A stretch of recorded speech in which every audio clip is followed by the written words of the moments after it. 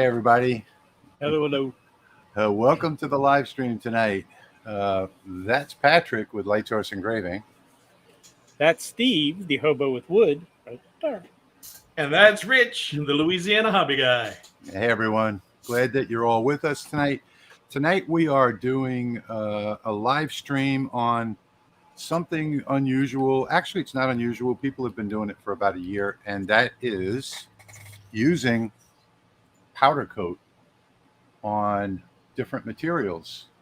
But the difference in this stream tonight is that we're not going to be using the powder coat and then going back over it with the laser again.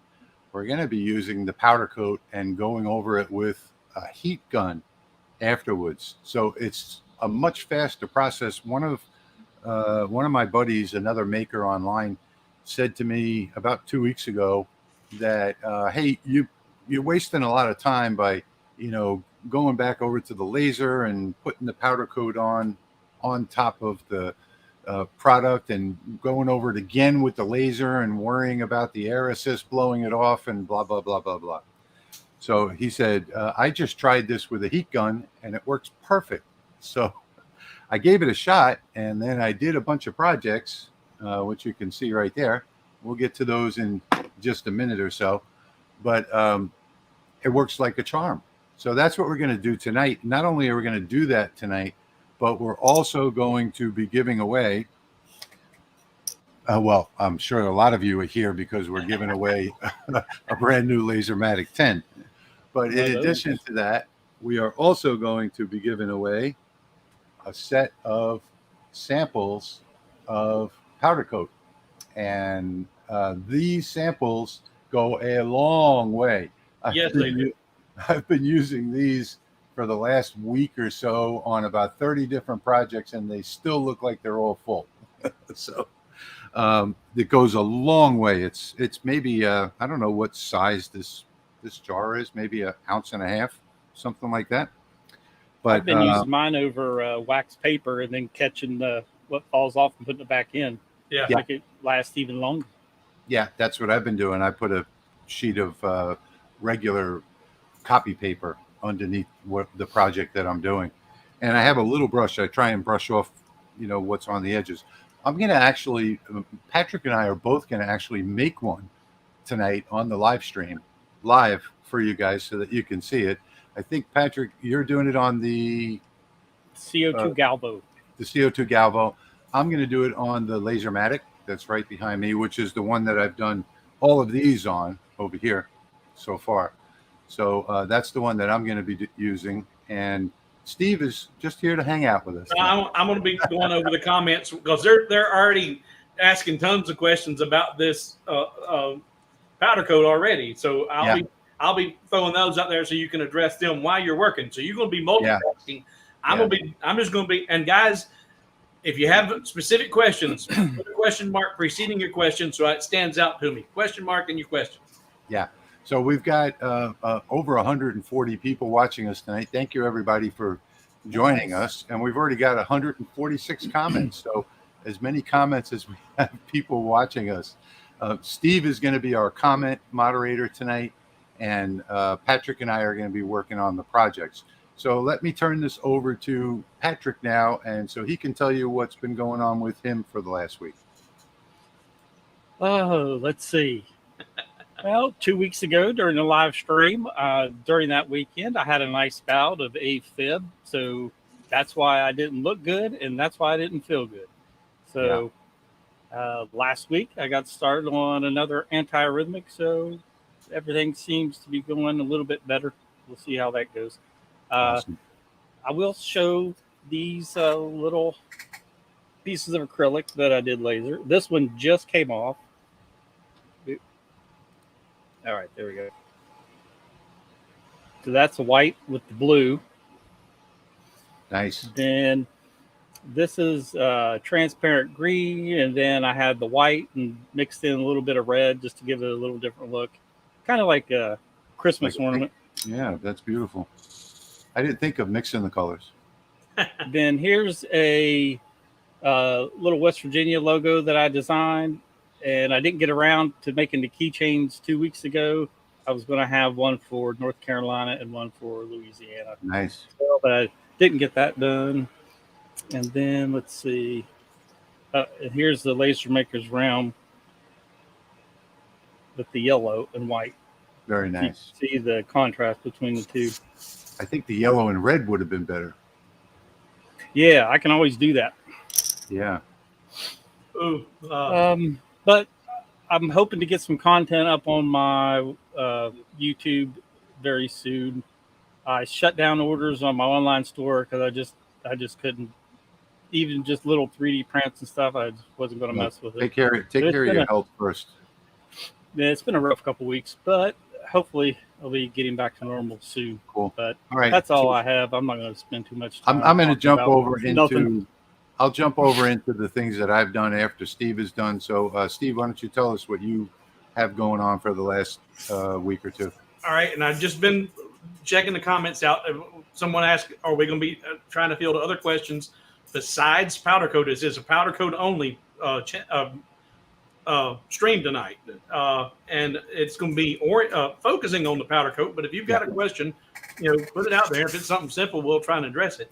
Yeah. But yesterday, if you've had a chance to see Laser Makers Realm YouTube channel, I did share a file, a very basic stand for displaying projects.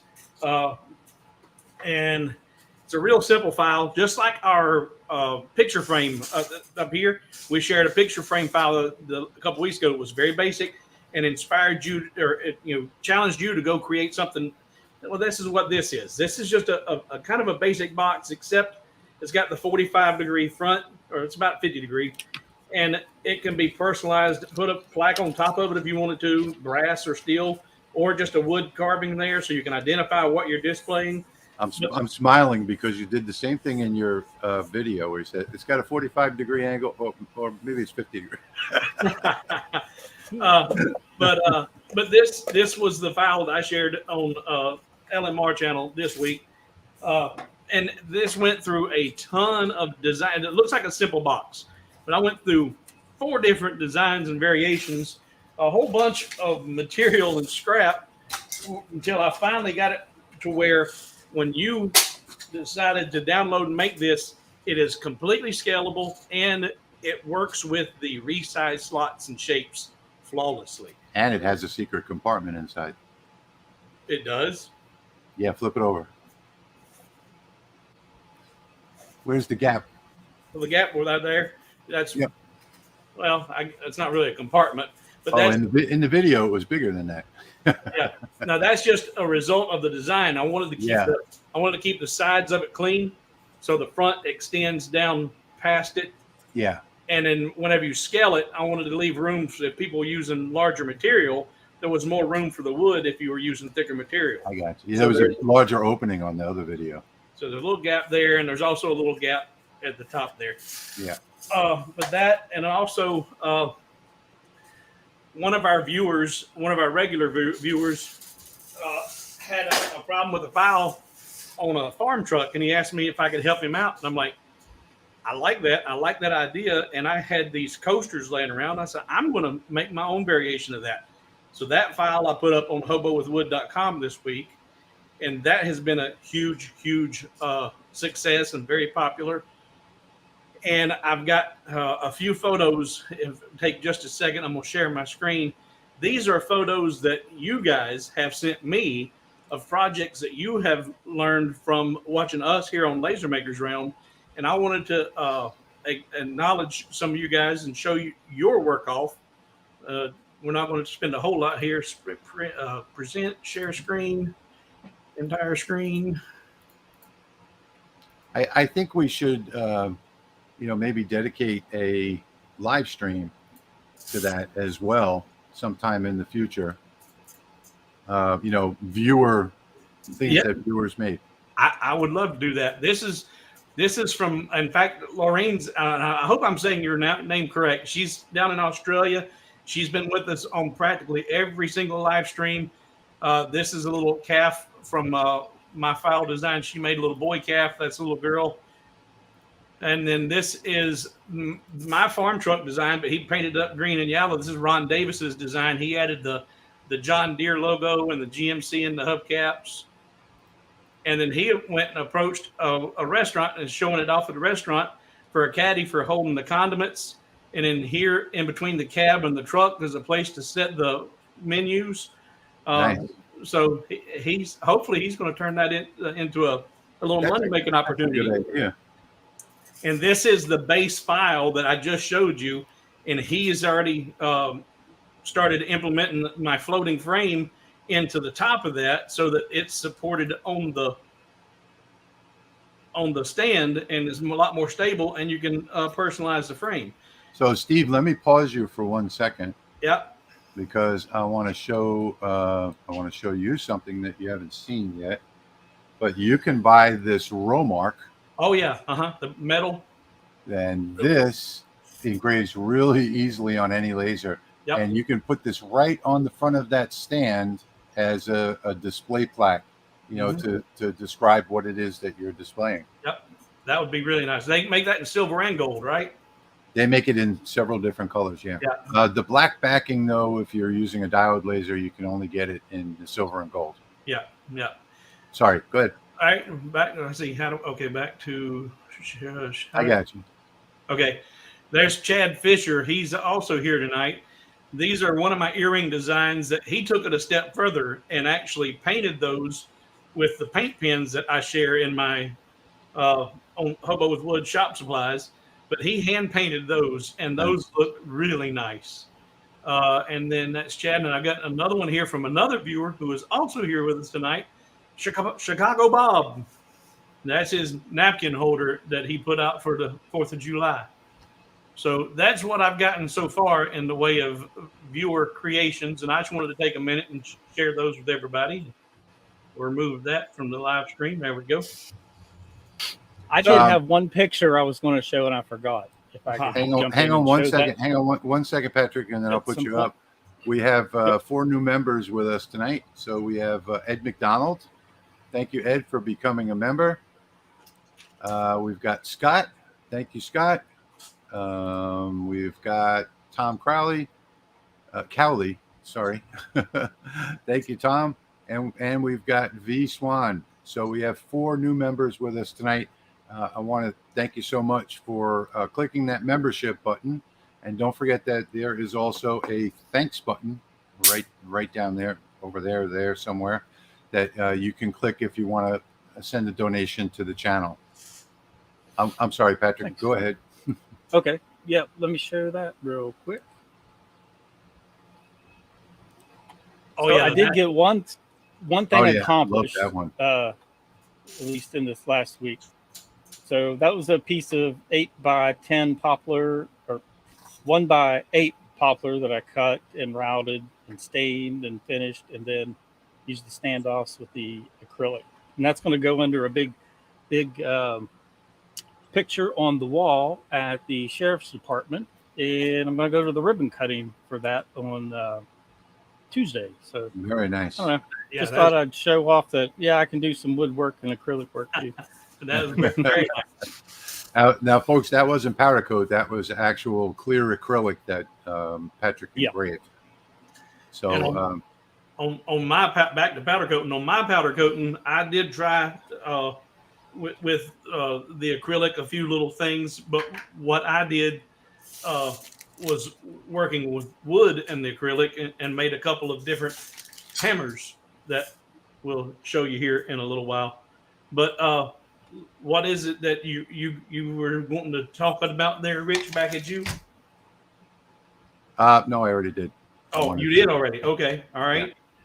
Yeah. So I will go over, being that you guys have done your intros, let me switch over to full screen, and I will go over to my other camera. And let me see. If I turn on the light, I think that might help. Turn on the other light. There we go. So last week I started with a video making this on-air sign, and I was talking about how to actually make the letters so that the pieces in the middle wouldn't fall out. Stencil letters. And all I did was put a piece of red paper on the back of this. And then I got the idea to do the powder coat. So I started testing on all of these different things here. And this is what I wound up with the second on-air sign. See if I can get that to focus. So there is the second sign that says on air. Let me see if I adjust this light a little bit. Maybe you can see it better. So this is what the powder coat comes out looking like. And it's really, really a beautiful result, in my opinion. It looks much better in person. Yeah. Oh, yeah. They do look much better in person. We can only do so much on the cameras here. But I did start by doing this without masking it first. So the first go around I had at this, it came out good. But when I did the whole thing, and then I had to sand it with the orbital sander. And when I got to this part over here, the wood was a little bit warped.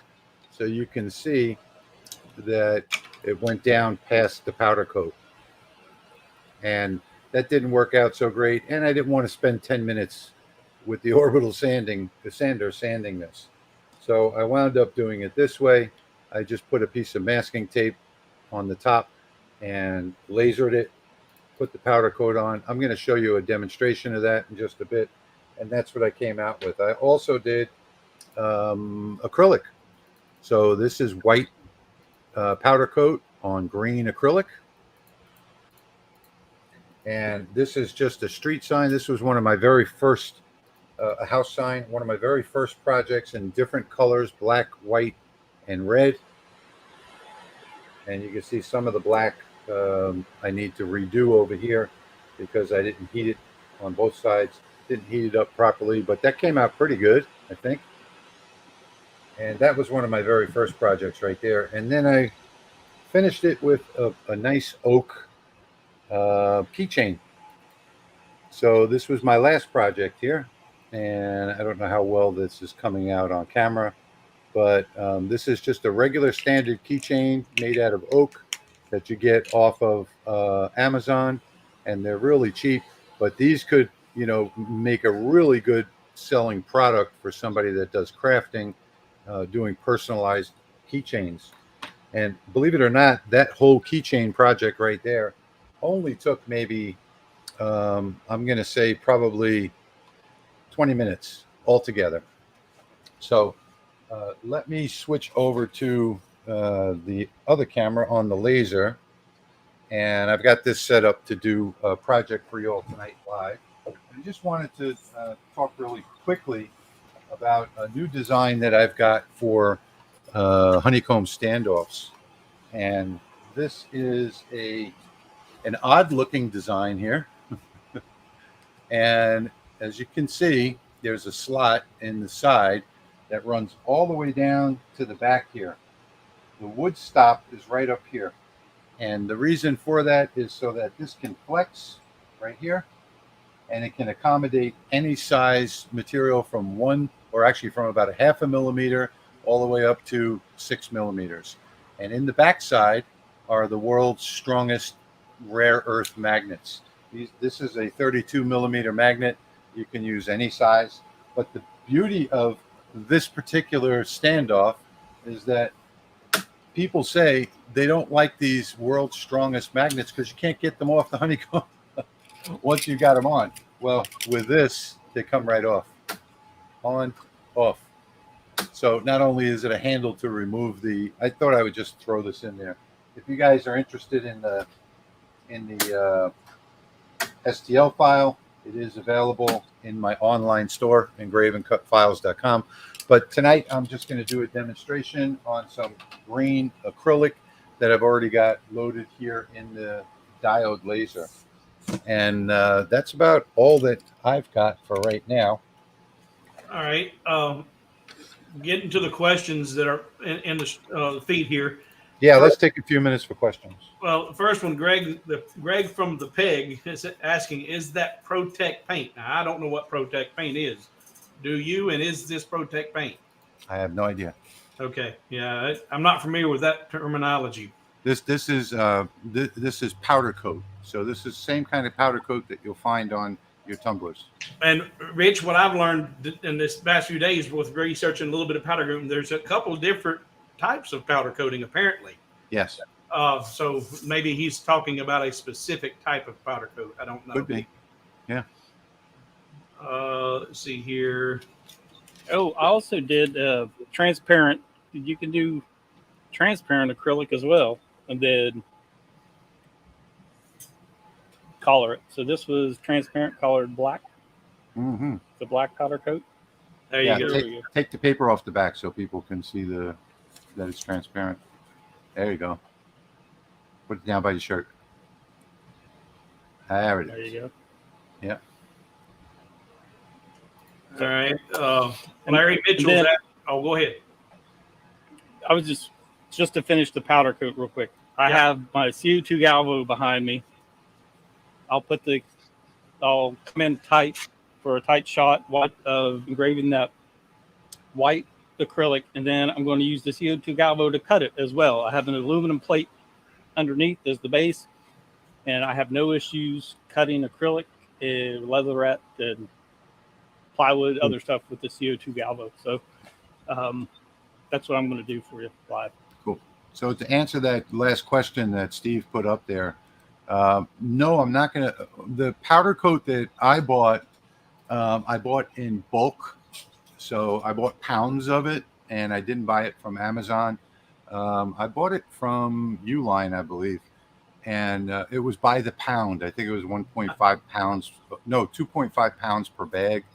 So I'm not going to put a link up, but you can get the powder coat on Amazon. They have several different manufacturers that have it, and we'll be giving away some samples at the end of the stream tonight. Yeah, and since you brought that up, Rich, for you guys that are sitting here biting your nails, 10 o'clock is when we're doing the giveaways. 10 o'clock. 10 o'clock. 38 minutes. And V, 38 minutes. And right along with your comment there, V says, I'm so glad there's small amounts finally being sold, but you didn't buy them in small amounts. You've divvied this up. Yeah, no, I think it was either 2.5 or 3 pound packages that it came in. But like I said, I'm going to make some available tonight. And I don't know. Powder coat seems to be pretty expensive. I like those awesome little containers you put it in. Those things are great. Yeah, the containers are awesome. So this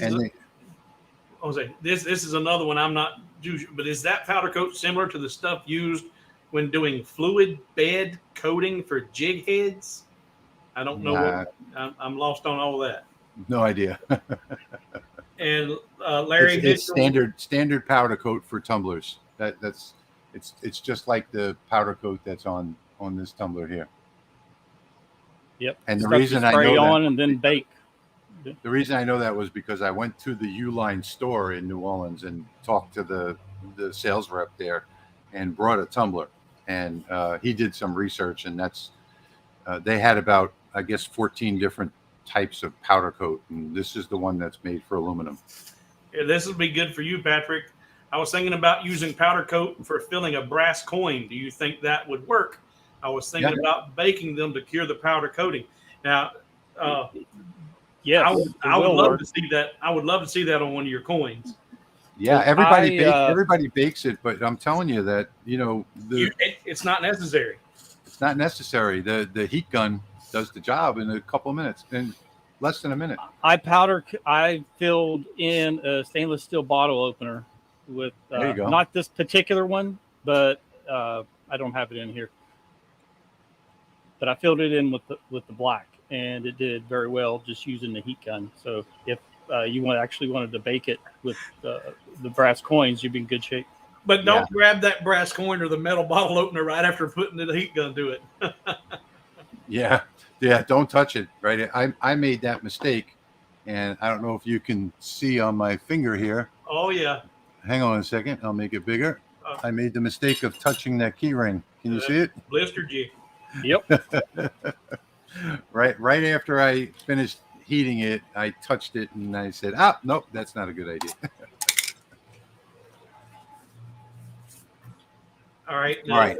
Let's see. It is 8:25, so I'm going to get started on my project here while Steve takes over with the comments. Yeah, I'm just going to keep on the comments. And Patrick, this one's not powder coat related, but you might be able to. Well, it's a diode. Any advice on etching or engraving lead crystal with a 10-watt diode?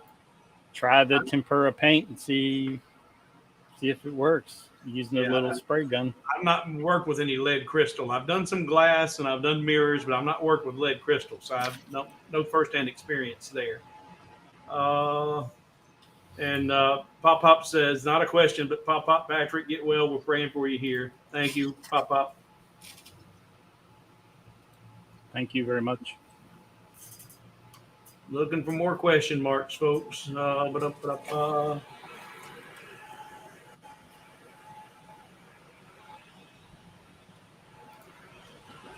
ET's asking, can I replace my ComGrow 10-watt laser module with any other 10-watt module, or do these ComGrow lasers only work with their laser modules?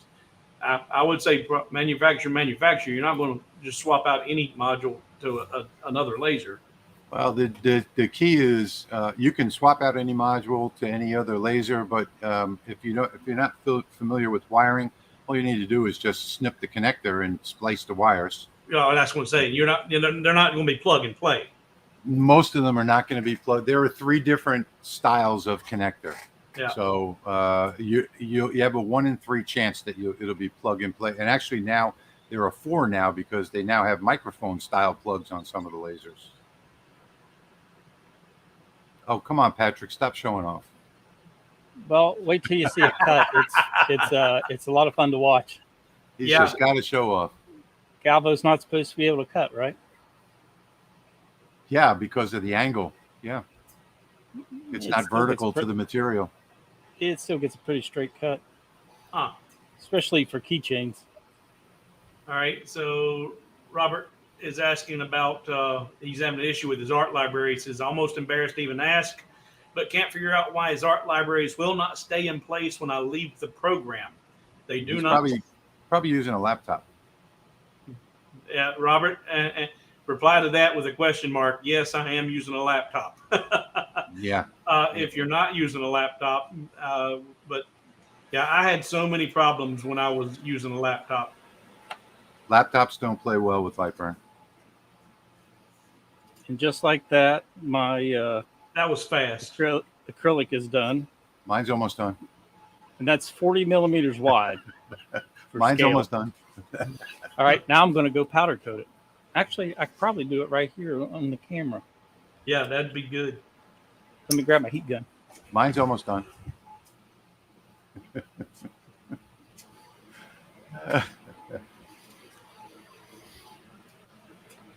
Now, the only reason why this could be done by now, and the only reason why it's not is because I forgot to uncheck crosshatch. So right now mine is running the crosshatch, which it shouldn't be doing yet. This brings up a good question. Looking at your now this is acrylic. Now this is not a question from our viewers, but you are doing powder coat in acrylic, and Patrick's doing on acrylic. I've done it in hardwoods. I before this I had once tried it with used it on some of the plywoods, and that didn't play well. Plywood has to be masked.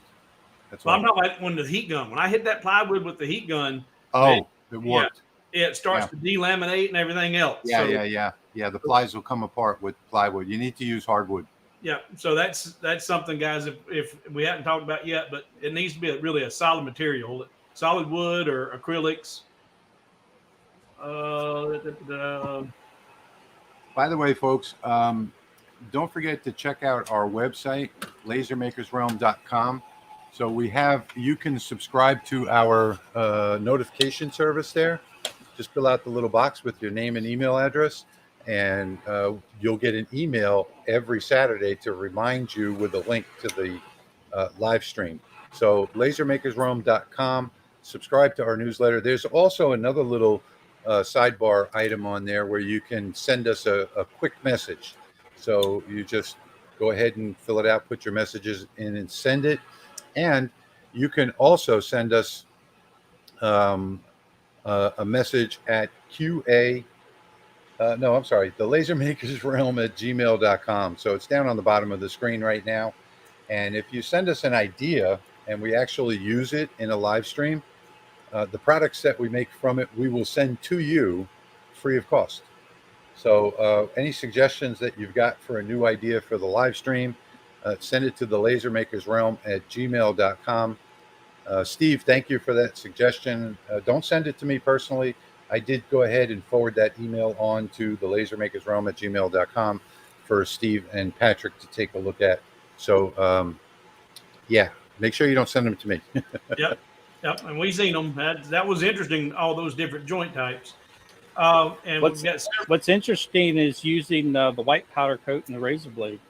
Well, I was watching that. I was waiting to call 911. I'm a professional drug dealer. Don't worry. Well, that's you guys don't realize that's how he got that pink color earlier. He said he used white and red, but really it was white and blood. So there was several comments here. What is Rich showing? Where can we get that? And then immediately after it is, please link us to the silver and gold plaques. I think there was when you were showing the metallic black and silver, or black and gold, gold and silver with the black underlayment and the row mark. And those are available on jpplus.com. Yeah. And you can even find that on Amazon, but jpplus.com is where I get a lot of my plastics too.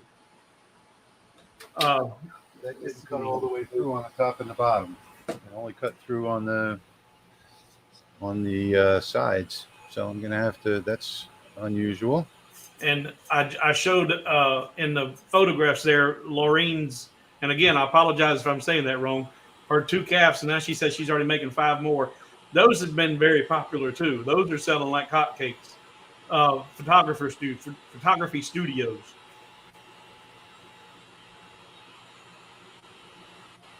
I'm sorry. What did you just say, Steve? I was doing something else. No, just Laureen commented that she's making a whole lot more calves. Those were her calves I showed in the photographs. Mm-hmm. And she says she's making 5 more already. Oh, yeah.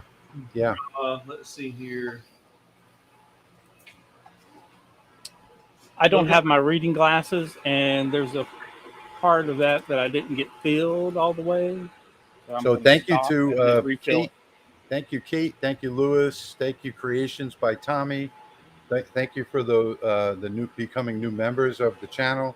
I want to thank Lori Austin for that donation, and also Tom Cowley. Again, thank you for the membership and the donation. Thank you, Joe, for that donation to the channel, and thank you, Andy.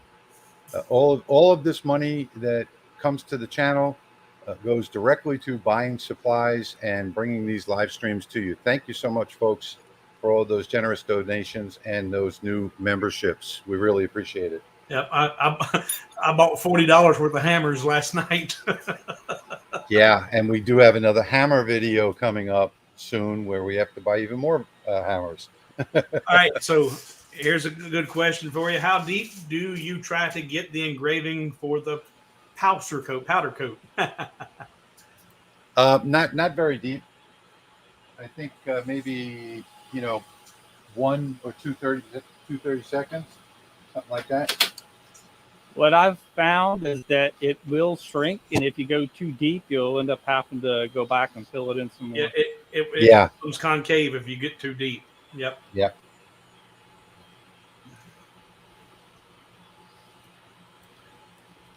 So I'm just going to show my test piece right now that I just took off the laser.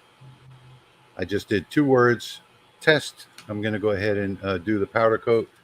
Patrick is already on his heat gun, but you see we're not that far apart. I'm done. I would have been done earlier had I filled it up again Patrick likes to properly.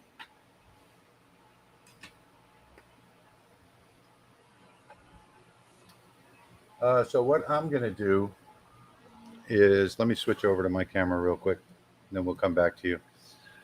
I'm going to just take a piece of masking tape, and I'll wait for the peel until we come back to me. Yeah. So I'll just cover that one right there on the bottom. I'll do two different colors. So let's go ahead and take some red. And the way that I found this works best is to just overuse it. And I like to push down really hard and drag it across the engraving, just like that. And that's really all that needs to be done right there. And then at this point, I'll take my little, actually I can probably scrape some of this off with the card. Like that.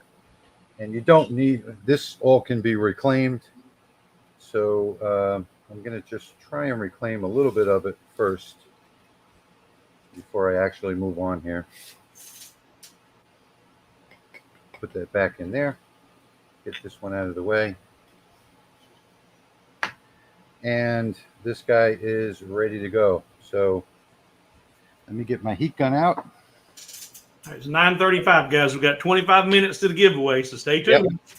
So now on the heat gun, I've got this set to the highest power, and I'm going to use the lowest blower setting.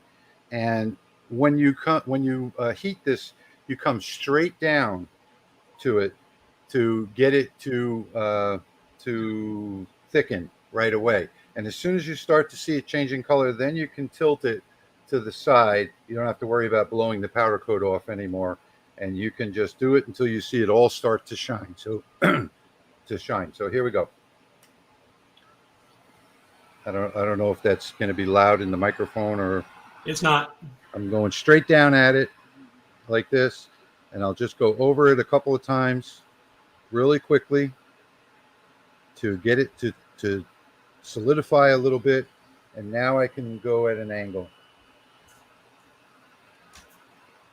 And all I'm looking for it to do here is just start shining. And I know that you're not going to be able to actually see this in the video, but I can see it here.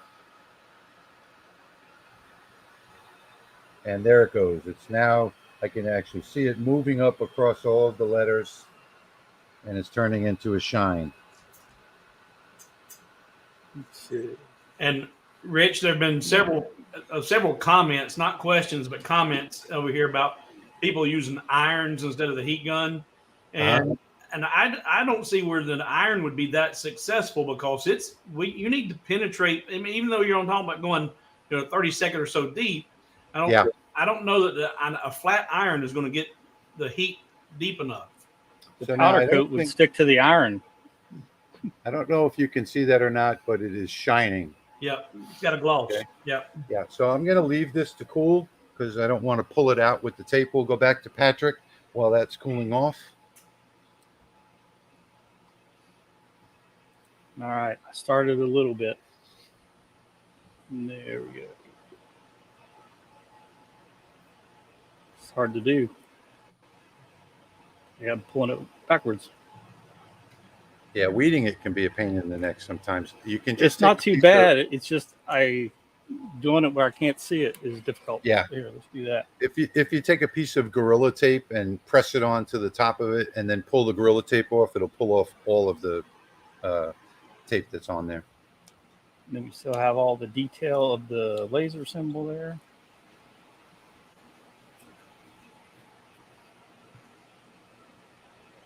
Looks good. Looking good. Yep, just got to finish getting this stuff off of there. All right, Laureen is asking if what we're calling powder coating is the same thing as what they call pigment powder in Australia. And I don't. Yeah, I believe so. I think that's what mine was called, was pigment powder. Is it? Because when I hear pigment powder, I'm also thinking that's what you use for tinning your epoxy. Acrylic. Yeah, your epoxies. Yes. Mm-hmm.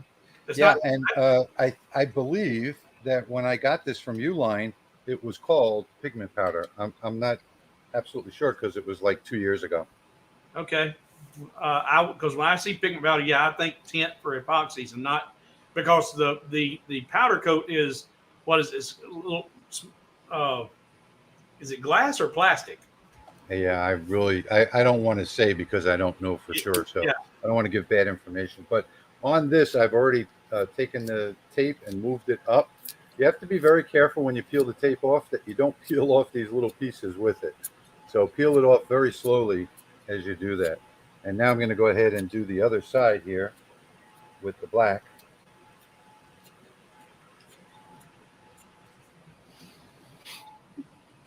And what I found is if they get any extra on the sides, which, let's see.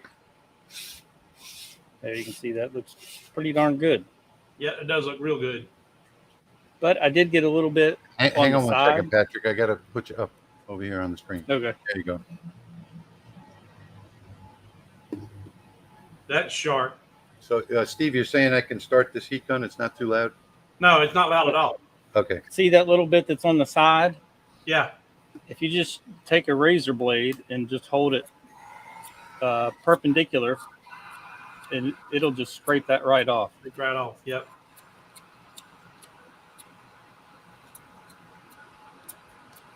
Like taking a knife blade and scraping the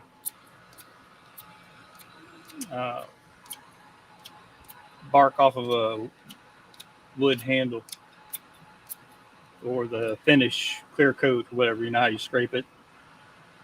Just do the same thing. Cleans it up. And 19 minutes to the giveaway, guys. 19 minutes to somebody's going to have a new Lasermatic pen. Yeah, we're there. I'm just keeping everybody excited. Make sure they ain't going nowhere. Know why they're here.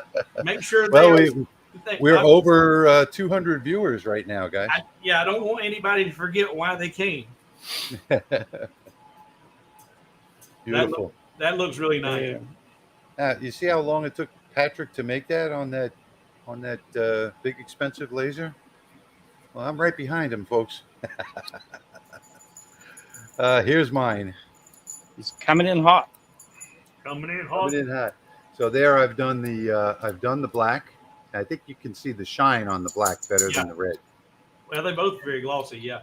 And we're gonna just go ahead and do the big reveal. And I do have to weed off just. Where's my knife?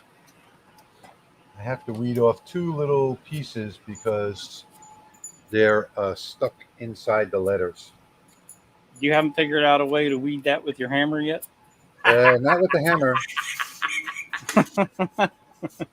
I'm gonna try and figure out a way to do it with the hammer, though. All right. And you know, Steve's gonna say something about the hammer in just a minute. But I got a little too hot on the right side trying to do this quickly, but there's the final result. Focus, baby. There we go. That looks, yeah. Nah. It's with these lights, it's kind of hard to get a good shot of this, and the camera won't focus on it. Yeah, I see where it got a little hot. Got a little hot on the S and the T. Yeah. But that's because I'm trying to rush it. Yeah, I want to say, and with live practice, if people doing this with time, trial and error, you'll figure it out. Yep. Yeah. So there you go. Patrick's big expensive machine. This little Lasermatic kept up with it. Sort of. Let's see. Oops, I just went full screen. All right.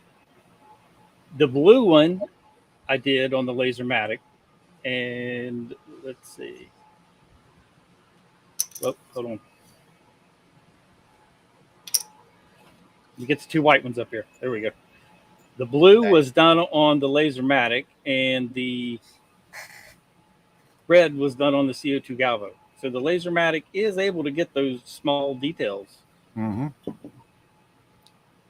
And, oh yeah, it gets incredibly small details. And cut away the masking, and they both turned out great. Oh, I got to put this comment up because I just love it.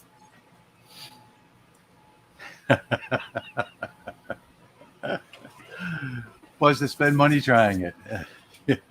Yeah. Well, the good part about these live streams is it gives you the option in the future, should you have a customer that says to you, I need something that's really specific. You know, they want blue letters on engraved in wood, and without doing that by spray painting it, you know, blue, and then engraving it, or actually masking it, engraving it, spray painting it blue, and then taking the masking off. You could do it with the powder coat and get a much better color than you could ever get with spray paint. So you know, the benefit to these live streams is that, yeah, it makes you want to go out and spend money and test these things on your own, but you know, you can make some really nice products. I especially love this keychain. I mean, I think that this would be a big seller right here. Personalized keychains, and this actually sparkles in person. And if you're at a craft show and there's 3 other laser crafters there, and yours is that color to it, and theirs don't, you're going to sell more than they are. Exactly. Off-topic question, and it's a real short answer. He's wanting to know if he has the X-Tool 10 watt, and he's getting a 20 watt, and is it as simple as doubling the speed and time on his 10 watt library? No, absolutely not. It's not linear like that. So you know, going from a 10 watt to a 20 watt, nothing is doubled. You still have to run your material tests and figure out. Usually, it's about a 70% gain, somewhere in there, and that's where I'll start my second set of tests when I move up in power. Is if I go up by from 10 watts to 20 watts, I'll go up 70% in my speed, and that may or may not be right, but you just have to do the material test.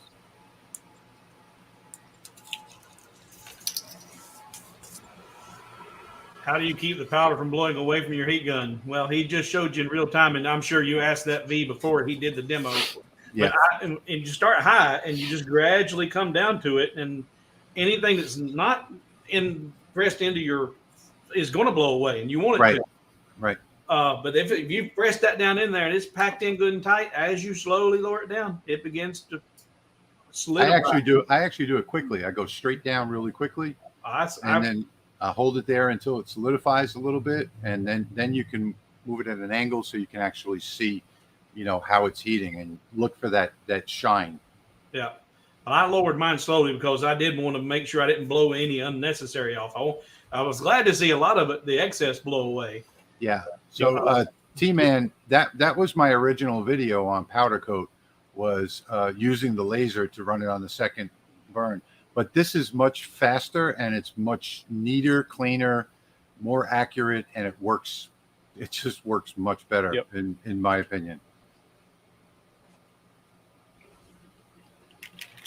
What is the trick to cutting clear acrylic on a diode? There is none.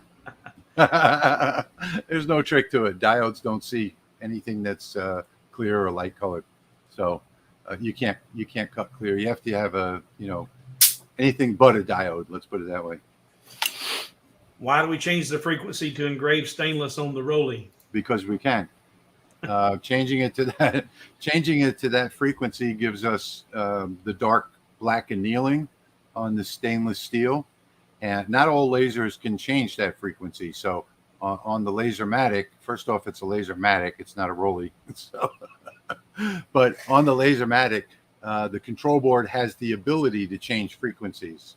So you can change it to whatever frequency you want. 1000 happens to be the perfect frequency for stainless steel. And again, some diode lasers, you can change the frequency, others you can't. Some of them, you can change it in the console. It appears to have taken place, but it doesn't.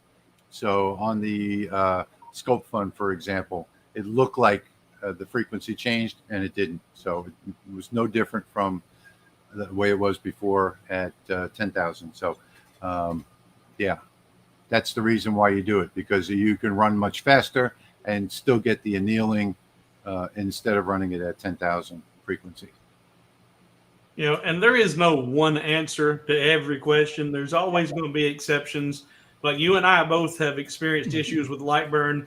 not playing well with laptops, and it's a fact that Lightburn does not play well with laptops. Yes. But if you've got a really advanced laptop that's a gaming PC or something that's got great graphics card, and you've got your settings certain ways, your USBs aren't going to sleep, and all this other power savings are all turned off, whatever, then you may have less problems or no problems. But the guy next to you who doesn't have that, he's inundated with problems because he's using a cheap laptop. Yeah, Mike, I don't even know if I want to answer this question. Because now we've had 2 demonstrations, me and Patrick. So answer it in the video. Let's see. There was another one here. How do you change the frequency? I think it's on page 26 of the owner's manual on the Lasermatic's owner's manual. You do it in the console. All it is a matter of sending a command in the console. If you do change the frequency, make sure you change it back to do your normal engraving afterwards. It is page 26, engraving stainless steel right there. Yeah. All right. We talked about using hardwoods to do the powder coating. Sharon's asking if it would work with MDF. Would that have any issues with the heat gun, MDF? I don't think so. I think the MDF may warp. It's very possible that it'll warp, but I don't know because of the glue. I don't know. But I think with wood, you're going to want to use hardwood with the powder coat. That I don't know. I haven't tried it. And we've got 9 minutes, and I want to show my hardwood projects. I haven't gone through all the questions yet, but if you'll control the camera there, I want to show, because I did not have great success with the acrylic this week, but I did 3 different hammers, and this was my first hammer using hardwood, and playing with this one was my first, so I had a lot of mistakes. Can I answer this question real quick? Yeah. Okay, so the acrylic never protects you, so changing the frequency won't make a difference. It's the frequency of the laser, but don't depend on acrylic or anything to protect your eyes. You should never look at the laser beam, and even with the acrylic enclosure, if you're going to look at the laser working, you should have glasses on as well. It's just double protection. It only protects about 90 to 95% of the laser beam. So sorry, Steve, go ahead. All good. But I made some mistakes, and here the font was the biggest mistake. You want to pay attention to your font and make sure you're not getting too small of areas, and the A got kind of messed up, the E got messed up, and that was just font choice.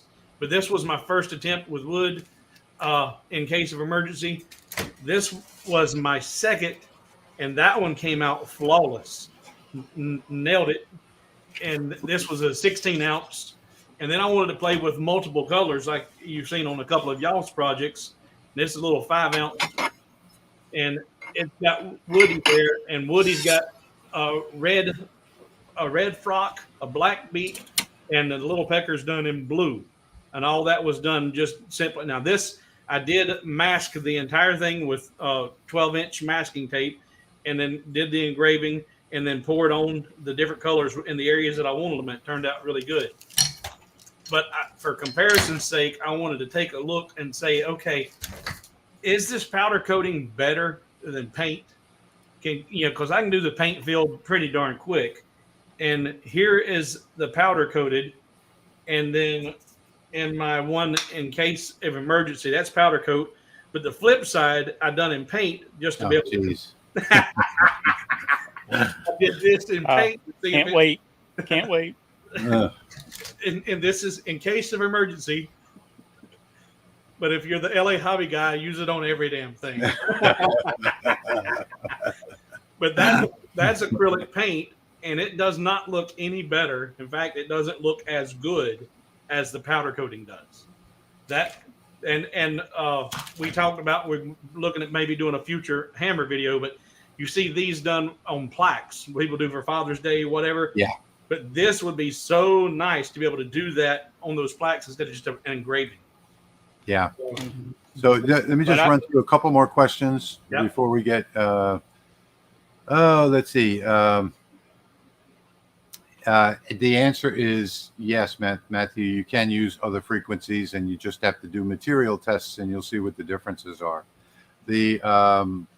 The news on the 20-watt Lasermatic is I should have the first production model shortly here in the next week or two, and they should be ready to be rolled out at the end of August. So they will be for sale on Amazon at the end of August. And yes, I will. Yes, I am already selling these standoffs on my website, engraveandcutfiles.com.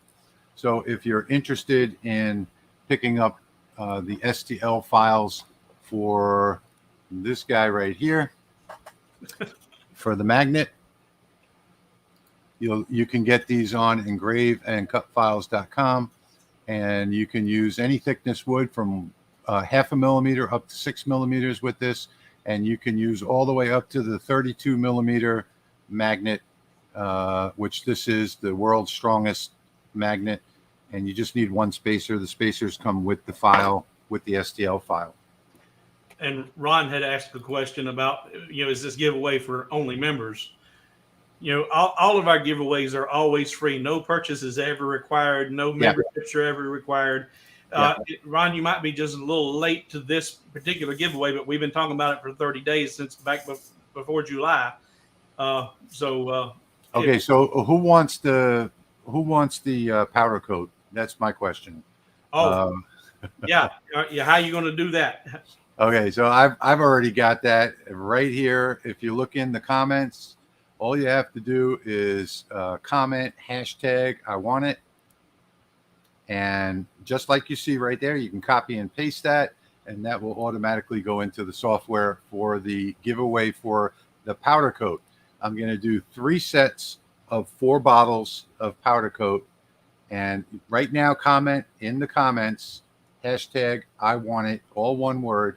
There you go, Ed. That's the way to do it. Follow Ed's lead, and we'll be doing that giveaway in just a few minutes. So you don't have a whole lot of time to do this. And I'm guessing that we'll have a bunch of people making that comment, because we have 222 people watching right now live. Thank you all so much for being here. And you only have to comment one time. You won't get extra chances at it by commenting it over and over again. So just do it one time. Hashtag I want it, and we'll be doing that drawing in just a few minutes. Let's see, should be in 3 minutes, but we're going to give another maybe 5 minutes for that, and then we will go to the drawing that you all have been waiting for, the Rolly Automation Lasermatic 10, like you see right behind me here, brand new in the box, shipped to you anywhere in the world. I want to get back to questions again. There was what was the question that on the laptop?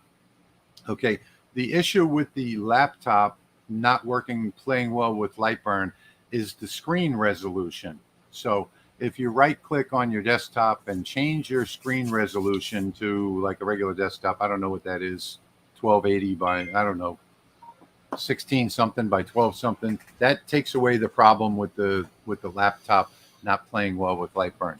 So it's a screen resolution problem, and if you change your screen resolution, you will eliminate all. Okay, so Lois, you did not do that right. It has to be hashtag I want it, all one word, and it's not I want hat 2. So cutting edge laser engraving, it's just hashtag I want it. And a lot of people are late to the show. What was this powder coat? Well, we got a lot to get accomplished here in the next few minutes.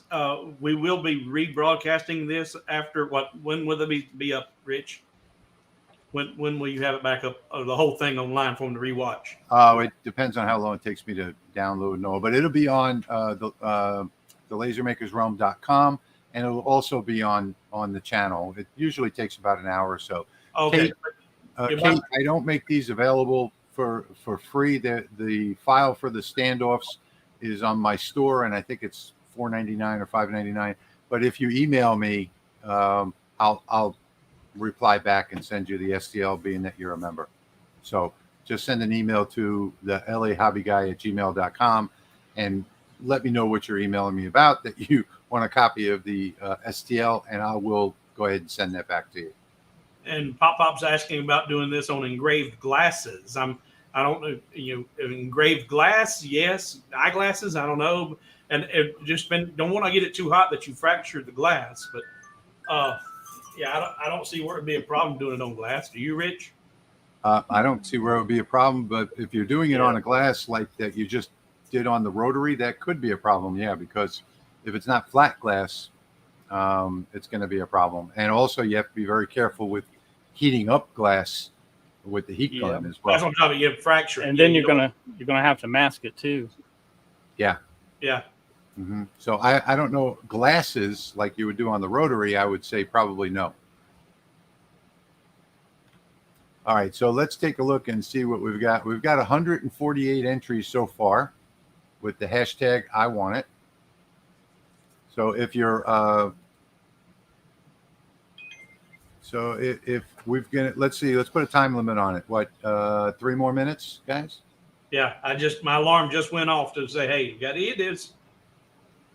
And Jack in the shop has replied plastic, and so I'm guessing that he's powder coat is a plastic material more than glass, and that's why it melts so easy with the heat from the heat gun. Yeah. Yep. Okay, coming down to the wire.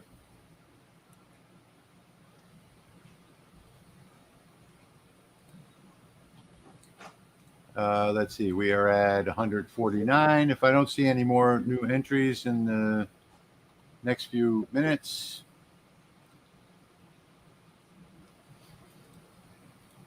And I'm still scanning for what's 10:01. Chris has got a really good question. Giveaway? What's been given away? Okay, so apparently StreamYard's giveaway tool just crashed on me, and we're only back, so it's only collected the last 2 or 3 minutes, so we're down to 50 entries now, 51. So everybody please do it one more time. Yeah, re-enter real quick. Everybody re-enter real quick. Software glitch, not my fault, StreamYard's fault. So again, we're going to just extend this until 9:06. It is right now 9:02. So 4 more minutes. Everybody retype I want it. Hashtag I want it. Just look at the comments. You'll see it in there. And we're up to 111. So everybody's following. And to clarify, this only crashed is only affecting the giveaway on the powder coat. Yes. Mm-hmm. Yeah. Yes. Yeah. All of your entries that you were already done for the other thing we're doing, it's still there. Yeah. And Patrick has got up on the screen now the raffle for the Lasermatic 10. And I can't do that from here. I'm going to step into the other office once we're finished with the giveaway for the powder coat. And I'm going to actually execute the script and the software and pick the winner. And I'll shout out, go to Patrick, and he'll refresh the page, and it will show on that raffle page who the winner is. So the software picks a random winner out of all the entries. How many entries are we up to there, Patrick, at the top? 73,617. 73,000. It's almost like playing the lottery. Insane. Yeah. A lot of people want this laser. So I think your odds of getting struck by lightning are better than winning the Lasermatic 10. So the raffle for the Lasermatic is lahobbyguy.com/Lasermatic. If you want to get your entry in really quickly, you probably don't have time because you do have to confirm your email address. I'll say that ship sailed. Jack Sanster is asking about, will this process work on slate? It'll probably work on slate, but I think you'd have a devil of a time cleaning it up because all of the nooks and crannies and places for that get in there and hide. If you have it well masked, it should work on slate, but I'm not going to say it. If it's sanded slate, yeah.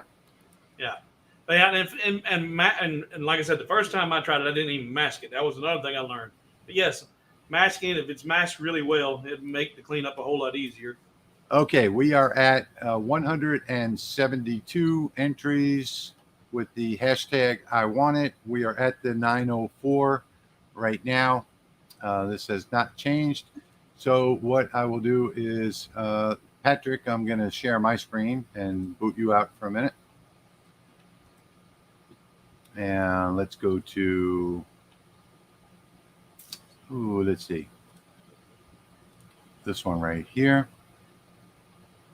Nope, that's not it.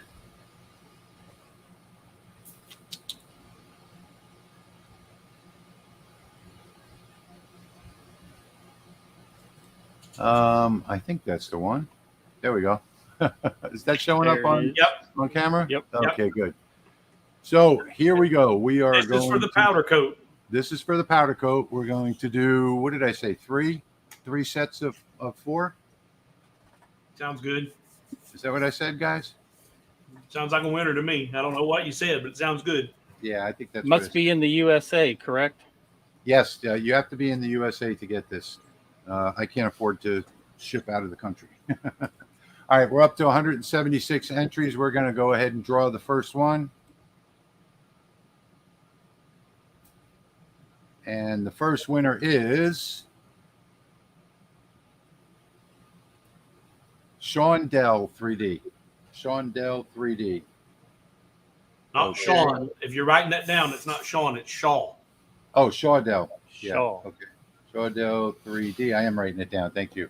All right. So what you have to do is send an email to me, the LA Hobby Guy at gmail.com with your shipping address, and I'll get those out to you right away. So again, anybody that wins this drawing tonight, you have to send an email to the LA Hobby Guy at gmail.com and tell me that you won the powder coat contest and give me your shipping address. And here we go for the second drawing. And somehow we lost that screen. You did? Yeah, it's a weird configuration of the three of us. There we go. Matthew Benny. All right. So let me write that down. Matthew Bennie. Congratulations, Matthew. You're going to get 4 bottles of powder coat. And here we go with the next drawing. Drawing number 3. Good luck, everybody. And then we're done for the night, right?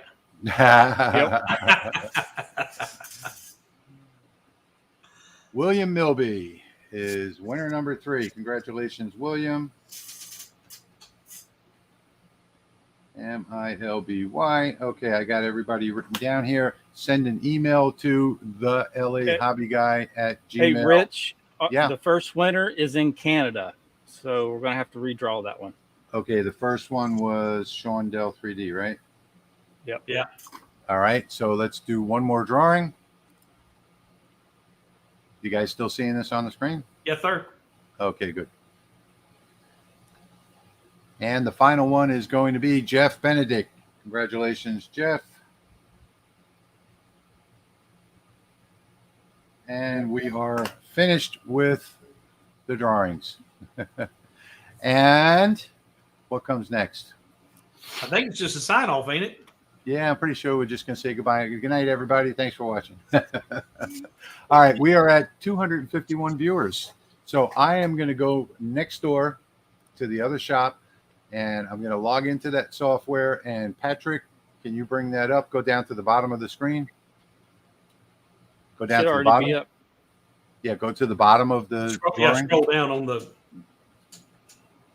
There you go. Keep going. All the way down. All the way down to the bottom. That is the bottom. There you See where it says the giveaway is over? Yeah, It ended automatically.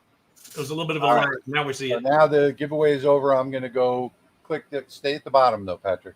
I'm going to click the selection, and it's going to show up. I'll tell you to refresh, and we'll find out who the winner is. I'll be right back, guys.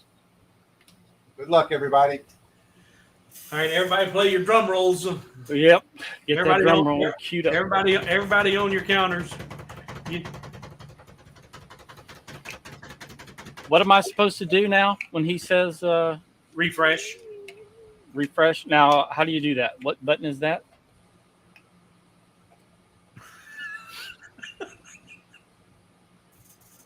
I think you hit the power button on your computer and just shut it down. I think isn't that the no, that's restart. Oh, yeah. No, that's That restart. Yeah. That refreshes your PC.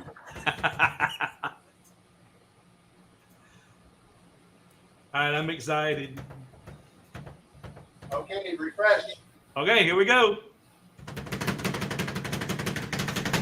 There it is. And what's it say? We can't see it.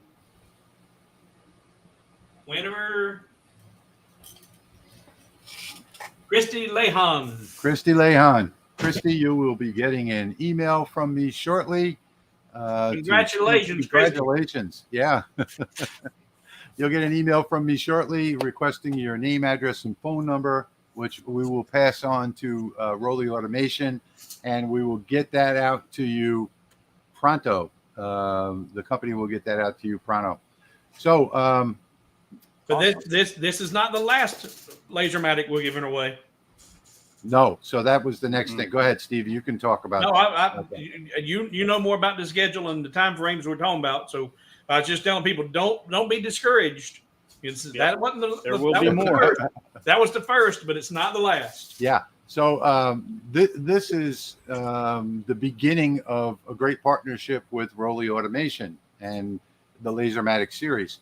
And what we're going to be doing over the next few months is this same thing again. We're going to be setting up new contests, and we're going to give away not only the 10 watt that we just gave away, but also a 20 watt and also a 30 watt as they come out. So you really want to stay tuned to the channel, like, subscribe now, set your bell notifications so that you see all of our live streams. And in addition to that, we are going to be raffling off our lasers.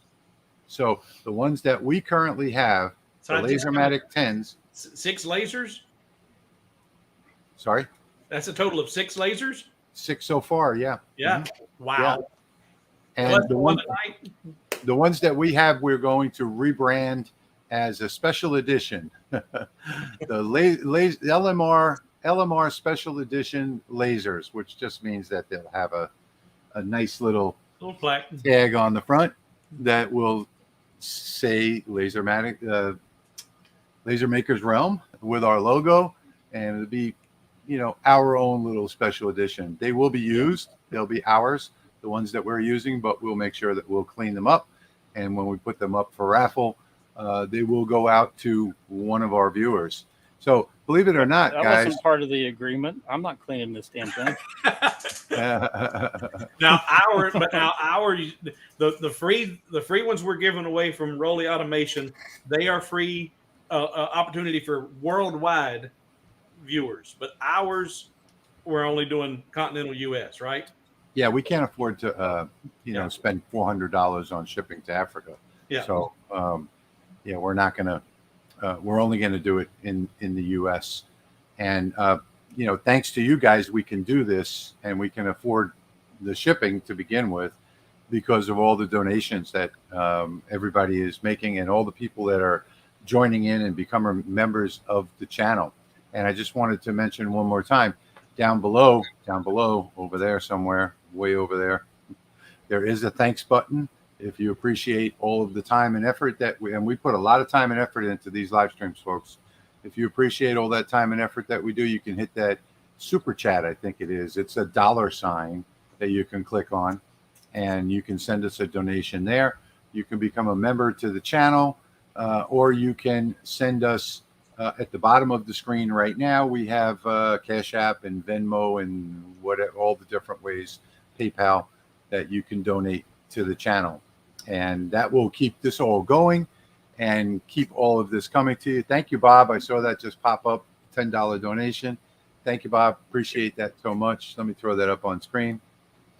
Bob is with us every week. He is a dedicated viewer. And his project was one I shared to the napkin holder, the 4th of July napkin holder. Oh, yeah. Mm-hmm. Nice. Yeah. Yep. So we are actually, believe it or not, running short this week. So we are. That's odd. Isn't that odd? We're running short. And I just want to say that now, in this last 15 minutes, okay. All right, we quit.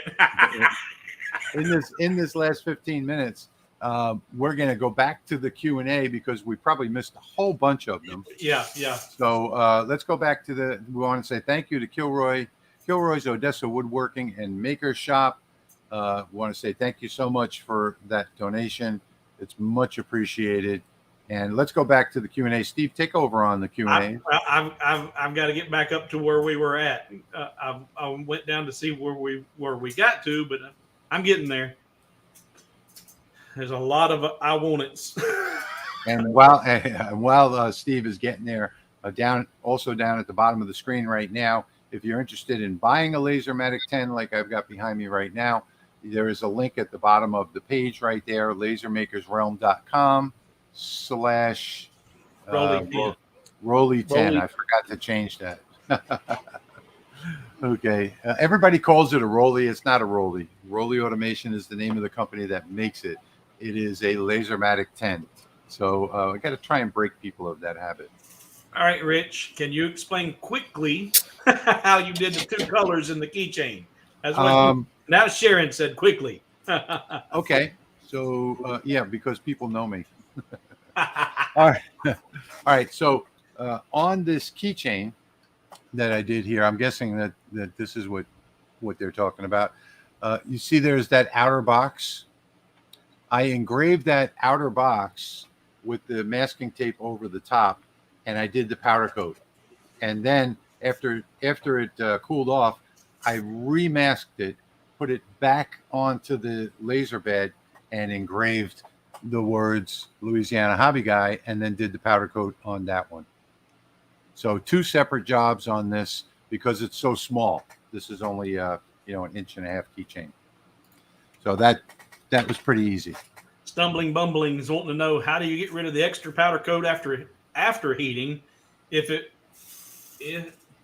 heating it, if there's some left on the wood, do you mask it at all before heating it? So go for that. And I keep looking. So the way that I talked about earlier, let me just go back over to the other camera just to answer Mike's question, since this is the second time that he's asking it. So to answer his question, this was how I did it the first time. And the first time that I did this, I did not mask it, and I used an orbital sander. But what happened was the wood was a little bit warped, and I got too deep over here, as you can see, and got back into the wood. So you need to mask it. And if you mask it, well, then it comes out like this, comes out perfect. So it's important that you mask it first, whether you use laser engraving mask or whether you use this type of regular blue painter's tape. The problem with the blue painter's tape is that you wind up with residue from the glue, whereas with the laser tape, you don't. So here's a good question. When you change the frequency on the Lasermatic to 1000, will the enclosure still protect you? And you may have talked about that a minute ago. I already got that one. Okay. Yeah. But the glasses, the safety glasses, they work on a range, right? So yeah, is that yeah. still? So depending on what glasses that you have, it could be a range anywhere from 400 to 1500, or it could be from 400 to 600. You wouldn't need multiple pairs of glasses. No, that's not changing the frequency. Is not going to change the wavelength. It's not changing the wavelength. Right, exactly. How the fast the laser's turning on and off. How fast it's pulsing. The glasses that you have now. Frequency. Yeah, if they're properly rated, then it's not going to affect it. So, like Patrick said, changing the frequency does not change the 455 nanometer wavelength, and that's what the glasses are protecting against. But I just want to say one more time that don't look at laser beams. It's just not good practice. You're going to wind up with little white spots in your eyes. The glasses, the acrylic, even acrylic and 2 pairs of glasses are still only going to protect you from maybe 99% of the reflection. So play it safe. Don't ever look at the laser beam. And, everything that I do, the laser is always behind me, or it's in an enclosure in my CO2 next door. And I never, ever look at the laser beam under any circumstances while it's running. I'll use a camera to look at it, or, I just use absolute coordinates, so I don't have to look at it. Don't ever look at a laser beam.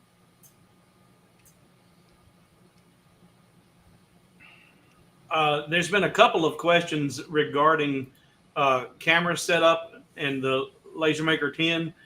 This one is specifically about not being able to get 100% of the bed, I guess. And didn't you put up a video about setting up the camera, Rich? Yeah, I have several videos on my channel. Oh, for the LaserMaker though, didn't you have one specifically for it? The original review that I did had the camera set up for it. Okay. It's So- actually the easiest camera setup that there is. It's already pre-configured from the factory.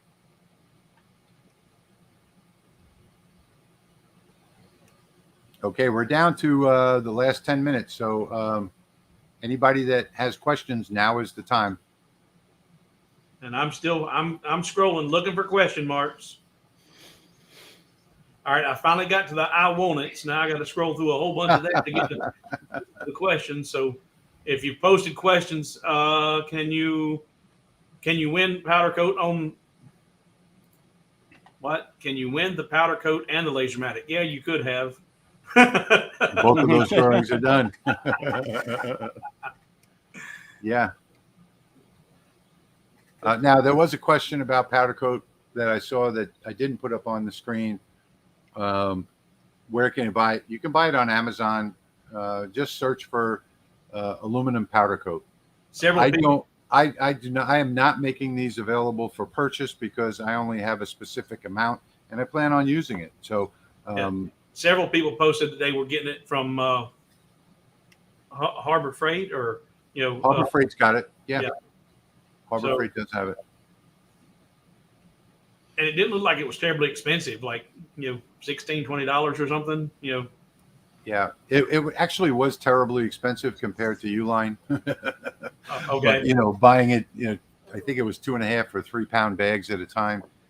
Turned out to be like 1/10 of the price of, pound for pound of Harbor Freight, because I did go to Harbor Freight first.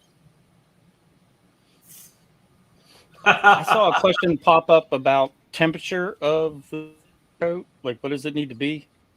Don't know. And I Needs to be looked heat this gun. up. Yeah, I looked it up a few days ago, and Oh, you did. I Did you- remember we talked about that. Yeah. in general, it was like 350 to 400 degrees. Yeah, it's not terribly high. So you could, bake your brass coins in a toaster oven if you needed to. Yeah, just so that you know, I set my heat gun to the highest power, and my heat gun is 1800 watts. Which, by the way, I got this heat gun. Seek One is the name.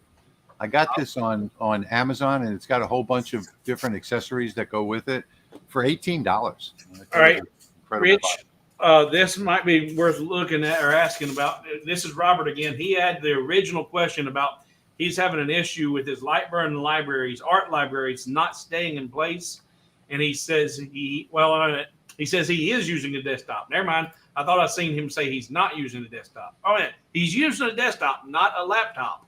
Yeah, that's right. So he's on a Okay, desktop, so, not a laptop. If it's not staying in place, if you grab it by the title bar up at the very top of the library screen, the title bar, you click on that and drag it over the library tab until the library changes color and drop it, then they'll be stuck together. Then it'll turn into 2 tabs, and it will never move if you see the 2 tabs on the bottom. But what you have right now is that you activated the art library, and it's somewhere on the work plane, and maybe you've dragged it over to there, but it did not highlight the library below it, where when you let go of it, it created the 2 tabs. So drag it by the title bar right on top of the library until you see the library. In my case, it turns black or blue. And as soon as you see it change color, let go of it, and it'll drop in, and there'll be 2 separate tabs, and it'll stay there permanently. Here's a good comment, not a question, but as you said a minute ago, the resolution on the laptops are part of the problem. Yes. Here, Terry says they added an external monitor, and that fixed his laptop issues. Yes. Mm-hmm. Let me see. I'm going to drag my art library out. Oh, thank you for showing that. Make it full screen. There you go. I'll probably mess it up. All right, here's Here's my art library, and if it's just over here floating around, it's not going to redock. So I can tell you right now, it's probably not going to dock back in there. Double click the title bar. That docked it. Yep. Art library's in there. Yep. There it is. Yeah, if it won't, And if it won't dock and turn into a tab, if you double click the title bar, it usually will. And then you can drag your tabs to reorder them. Yeah, any way you want. Like that. And that's it. Yep. So if you wind up with a problem with the docking where it won't dock, just put it right on top and double click the title bar and it'll drop in most of the time. And this is new to me. I didn't know that. Here's another. Jeff says he's using the external monitor, and it set his Windows to never sleep, and he never has a problem. So I didn't realize the monitor was, or the resolution was the whole issue. Yeah, resolution is the issue with that. Yeah. So if you're not in I think it's like 16 something by 12 something. If you're not in that resolution, which most laptops are in the 1200 by 800 or whatever, my laptop isn't. Mine it works fine. But if you're not in the right resolution, then it's not going to play well with Lightburn. Yeah, and you mentioned USB ports earlier. I always set my USB ports to specifically never sleep. Always on, yeah. Sorry, B, that was me. I set an alarm at 10 o'clock so that we knew when the giveaways were. He heard my phone and thought his was going off.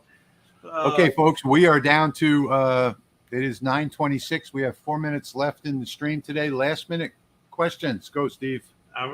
This is a good one even for me. T-Man's asking any updates on when Lightburn will be available with CNC software. When are we going to learn about that, and where will we be?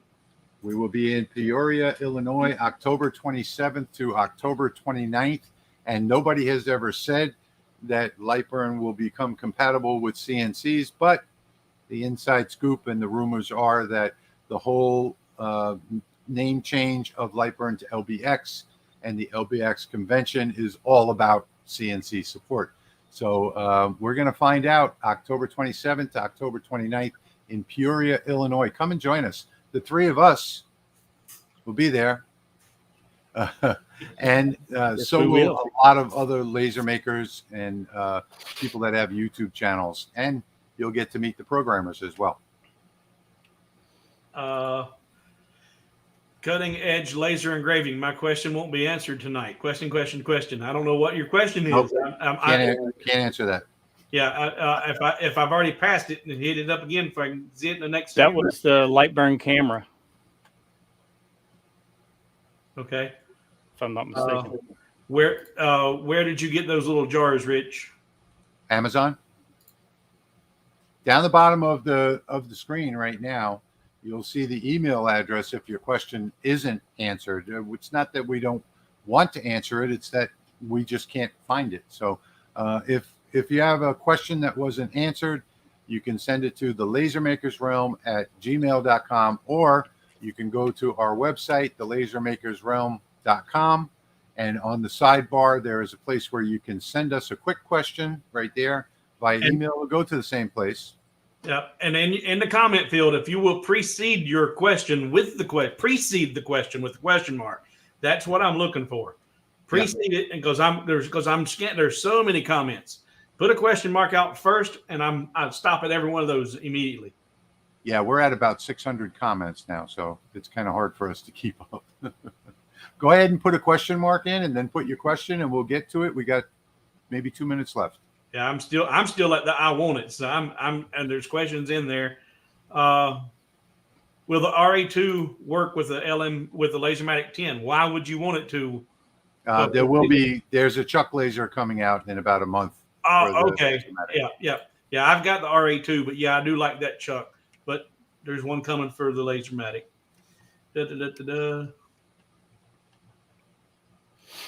Yep, I posted the Lightburn experience page. Very good. Army Dog's got it. 3 question marks. I haven't got down there. Pop up. No, Yeah, I just saw that one pop up. Yes, just like that. Like that, Armin. There you go, Steve. Can you post a link in the show notes after this is over on the Amazon link for the powders? I never bought it on Amazon, so I know it's available on Amazon, but I've never bought it on Amazon. So you're gonna have to search for that yourself, Larry, because I don't know. They have all different sellers selling powder coat on Amazon. So I didn't buy it from Amazon. I bought it from Uline at a local store. So I don't have a link for that. But it should be no problem. Just search for powder coat, aluminum powder coat on Amazon, and you should find plenty of sellers selling it. If you've got a local powder coat place, stop by and maybe they can give you some samples, trade you for some laser engraving. Okay, I'm going to pop this question up, Steve. Yeah, so it's if you go to your device settings in Windows, then look for your you're going to see USB. If you double click on that, there'll be a little check mark there that says let the computer control this USB. Uncheck that, and I think there's something else there that says, let me just take a look real quick. DEV, device manager. In the device manager, you got where is it? Universal Series bus controllers, and then in there you have your USB. And let's see, where is it in here? Hang on one second.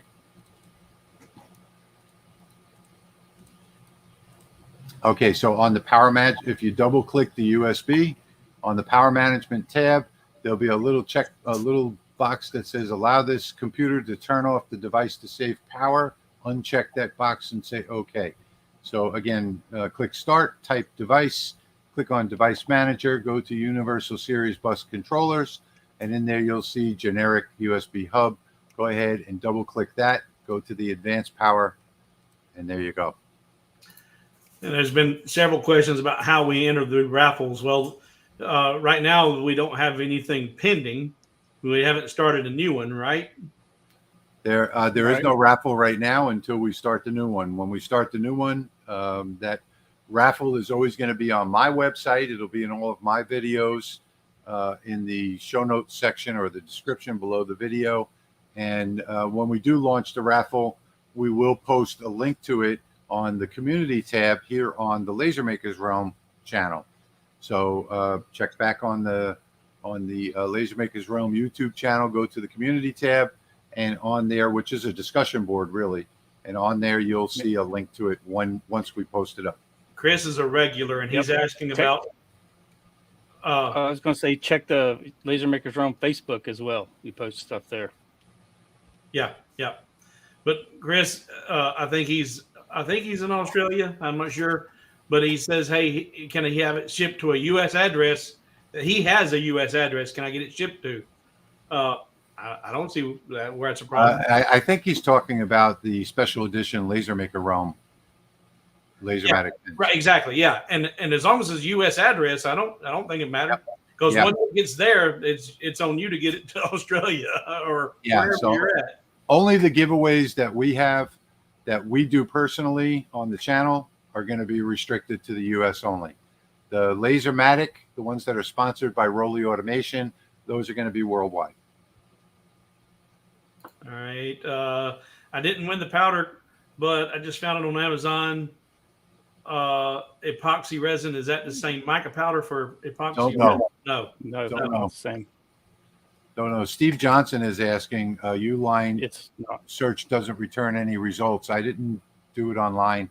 I went to the Uline store near me, and I brought my tumbler with me and told him what I was looking for, and he looked it up there, and they had it in stock. So I don't know about Uline on I don't know why they wouldn't carry it online. If my laser won't accept the $1.28 Gerbil command, does it mean I can't change the frequency, or can it be upgraded somehow? No, that means you can't change the frequency. And even if it does, good night, Claire. Even if it does accept the command, that doesn't mean that it changed the frequency. I found that out. You said good night, Claire. Was that Claire Chambers saying good night? Yeah. Okay, she had a question. My Rolly won't fire for framing. You got to have the door closed. Well, you have to have it turned on in device settings. Yeah, but also the door has to be closed. Even if you have it turned on in device settings, if the door is not closed, it won't fire. Exactly. Yep. And it's not a Rolly; it's a Lasermatic 10. Okay, Steve. Jack is asking if he can catch a ride to Illinois. You'll have to ask him that offline. Send him a message offline and ask Steve, and if he can, then you can make the arrangements offline. Well, Jack happens to live nearby. Yeah, he does. But as my issue is, I may not be coming straight back, Jack. I may end up. I'm halfway across the country. I might just keep right on and getting it. Yes, Julie, you missed it. But if you're talking about the Lasermatic 10, the results are already online. So you can go to lahobbyguy.com/Lasermatic and you'll see who the winner was there. Do you have an inside line on this, Rich? Amazon is showing Lasermatic's not available. Any idea when they'll be back in stock? Well, that's a problem that some people have with their browser. Let me just take a look and see real quick, because it was in stock a couple days ago. I'm pretty sure they're still stocked right now. No, it's still in stock. So I'm looking at it right now. In fact, the price went up to $10.99. But they did raise the coupon, so it's still $8.99 with the $200 coupon. And actually, I will show you this so that you can see it. A lot of people have problems with Amazon, and they're saying that they can't see it.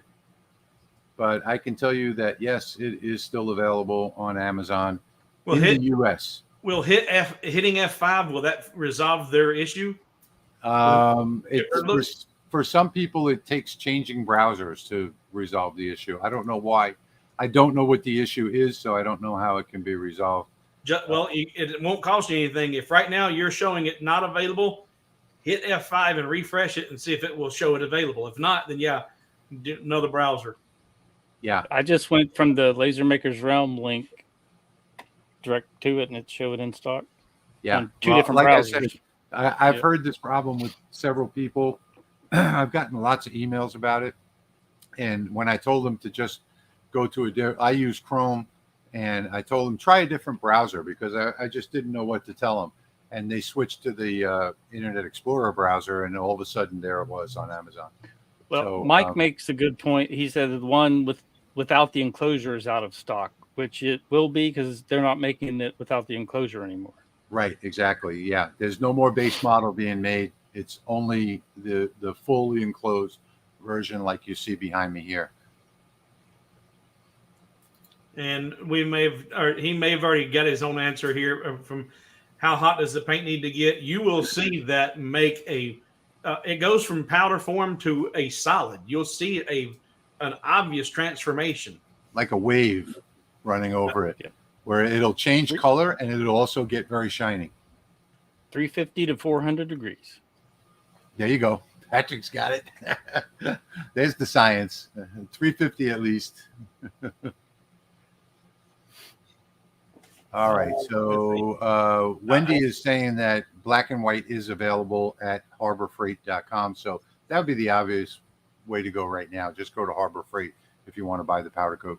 Landry Woodwork said he had to take dog for a walk. What I missed? Well, unfortunately, Landry, while you were out, Rich felt very generous and gave every viewer at the time $1,000. So you just missed out on that. It's a bad time to take the dog for a walk. You should have been here. Yeah. Okay. And I will take a moment to replug my standoffs. So these are the best standoffs I've ever seen. Of course, it's my design that I got from a patron that I did a little redesigning on. And these work super well. And the complaints that people have about these magnets, the 32 millimeter world's strongest magnets, well, they can't get them off the honeycomb once they're on. Those standoffs work absolutely beautiful for that. And this would be a good opportunity maybe for your standoffs. Tiger's Eyes want to know, how do I keep my metal business cards from moving around from the air assist? Do I even need air assist when I'm doing anodized metal like that?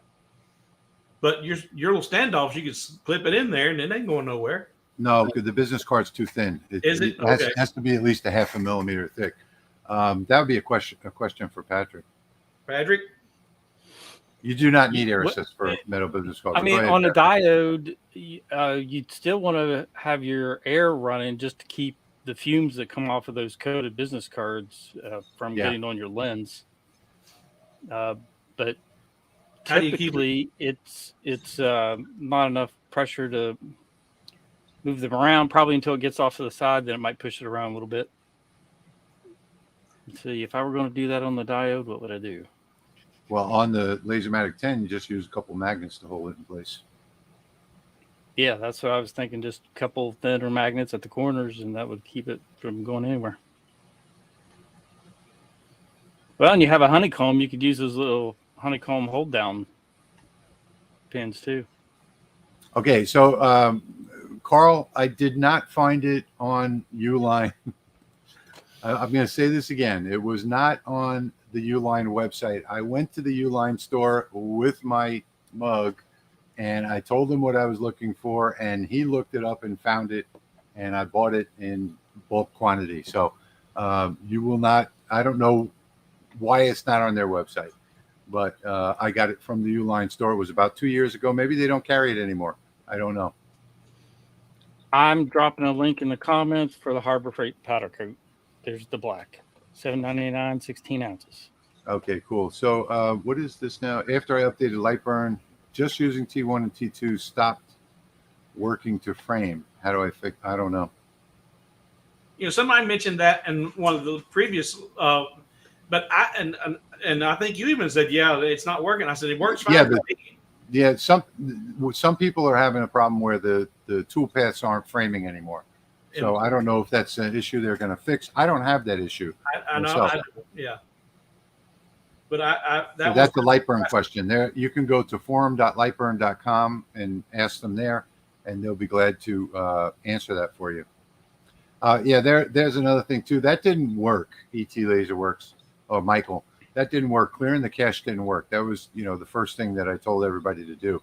And there are just some people that have a version of that maybe they haven't updated their Google Chrome, whatever it might be, but I don't know what to say about that. Just switch browsers. But that, I can tell you that it's always available, and I know that they have right now. They have about 100 of the version 1 machines, like you see behind me left. So I do know that they're in stock, and those are going to be sold out by the time.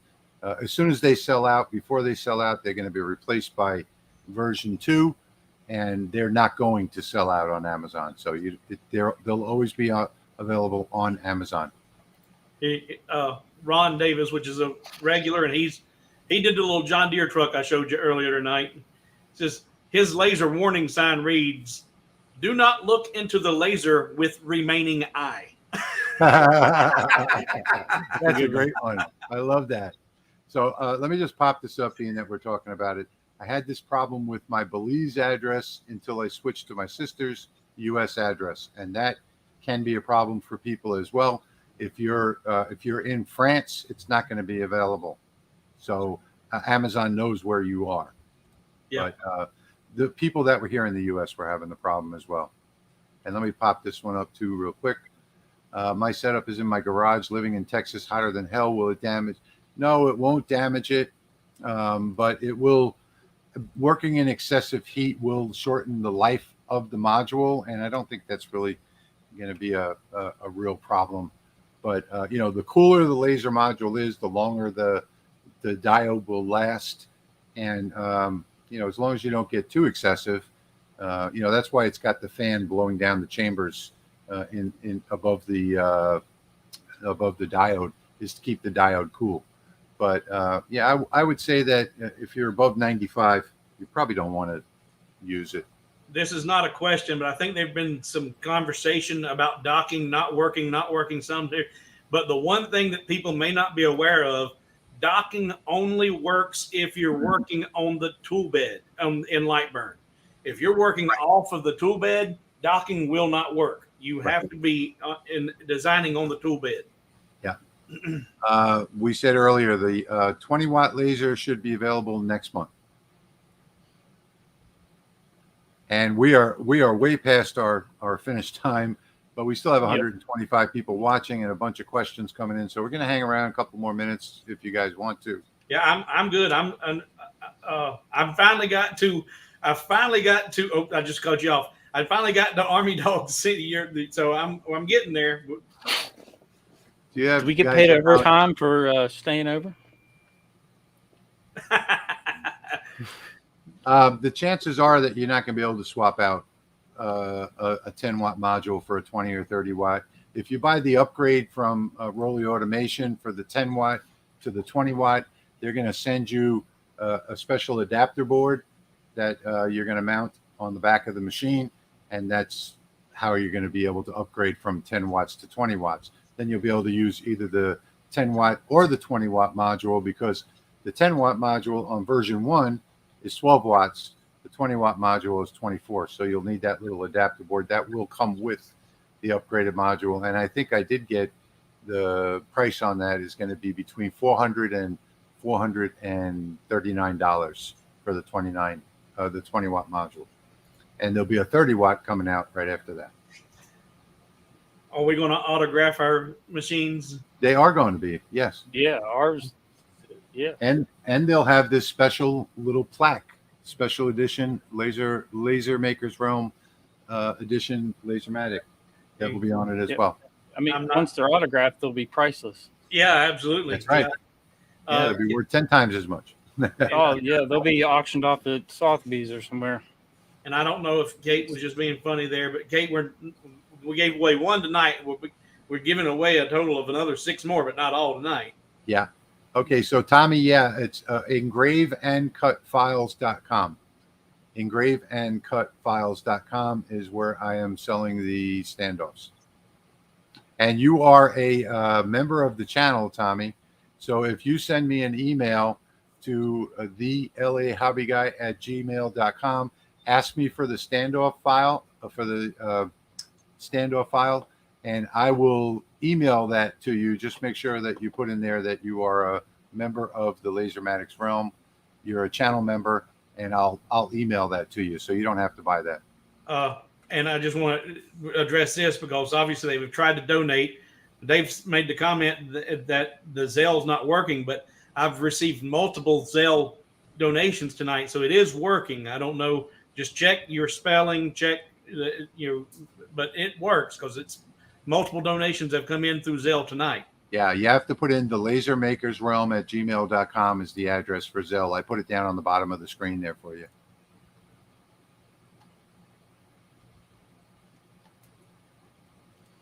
Thank you, Patrick. And you said there's 3 of us here tonight. What do you mean, thank you, Patrick? and you You're said quite good welcome. Night. You said good night to Claire earlier. Yes. But I'm still seeing comments from her about the not firing. And I don't know if Claire, if you're still here or not, but she says she's got it set up in settings. I said, make sure you got that lid closed, and it's hard to see in the Lasermatic 10. It's really hard to see with that enclosure and the protection around the module. I have to stand up and look in from the side to even see it. So I want to address this really quickly. The framing was a problem in version 1 that's now fixed, I believe, that Chris says. That wasn't a problem in version 1.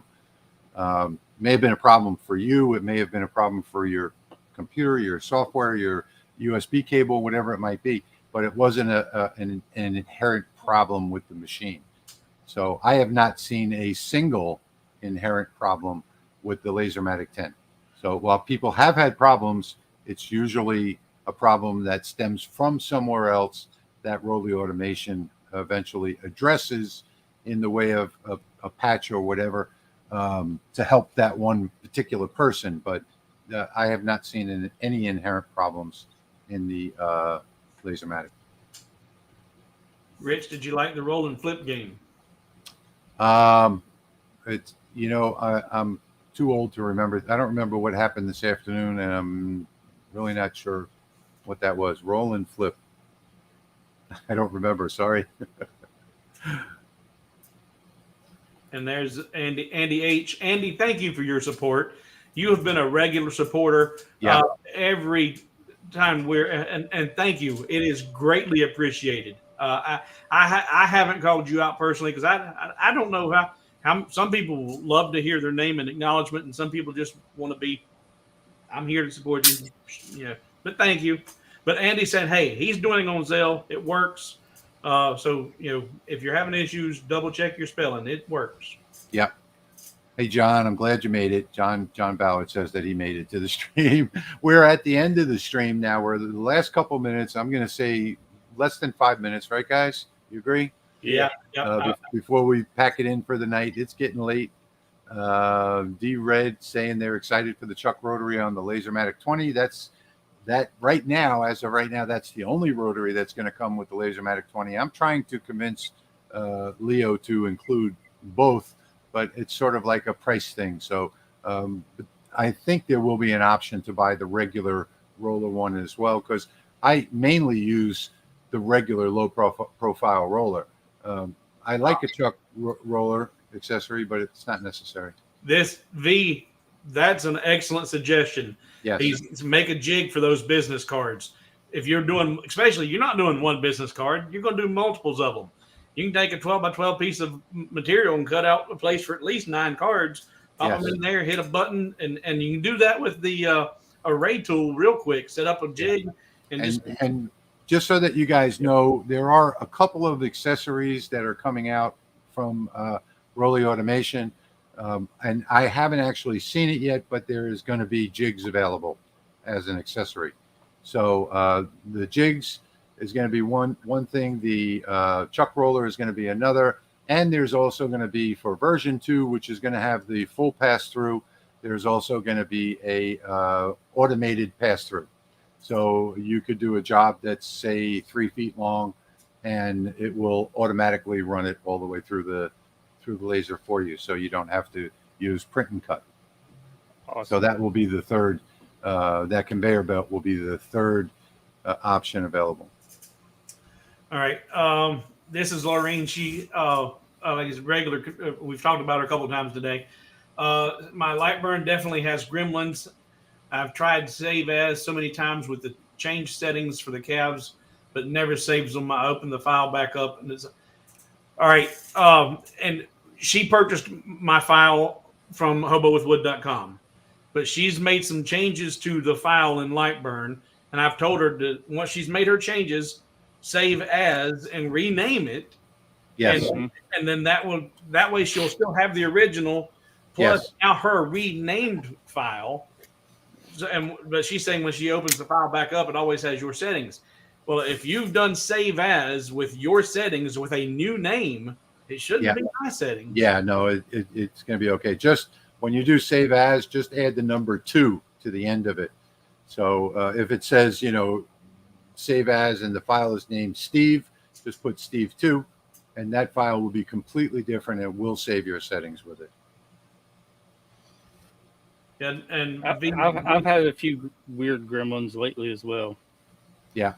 With Lightburn. The other day, it started running a crosshatch on the Lasermatic on a cutting board, and it started running 45s instead of 0, and my layer was set to 0 degrees. And that's usually not a Lightburn. That's usually not a Lightburn issue.